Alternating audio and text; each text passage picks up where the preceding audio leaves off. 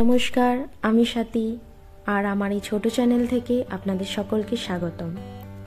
এইটা আমার প্রথম ভয়েস ওভার, তাই ভুল ত্রুটি মার্জনীয়।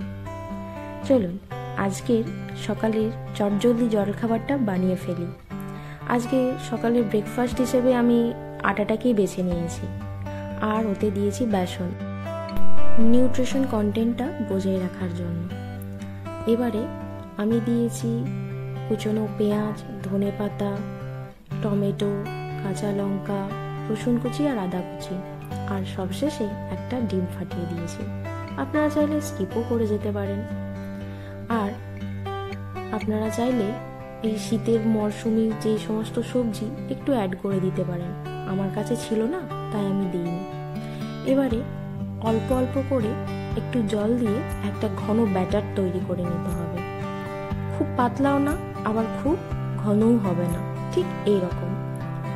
তারপরে একটা তাওয়া গরম করে একটু ব্যাটার দিয়েছি।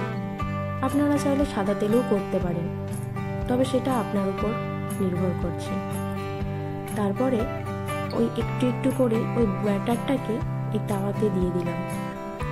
যতক্ষণ না ভালো করে এক পিঠ গরম হচ্ছে আর এক পিঠ ততক্ষণ উল্টাবো না, কারণ উল্টাতে গেলেই এটা ছিঁড়ে যেতে পারে, সেটা দেখতেও ভালো লাগবে না, তাই কিছুক্ষণ ওয়েট করে যাব। চলুন, হয়ে গেছে এত তাড়াতাড়ি। অপর পিঠটা ভাজার জন্য আমি আরেকটু বাটার দিয়েছি। চলুন, আমার তো ভাজা কমপ্লিট হয়েই গেল। এবারে একে ভালো করে একটু সার্ভ করে দিই, কি তাই তো?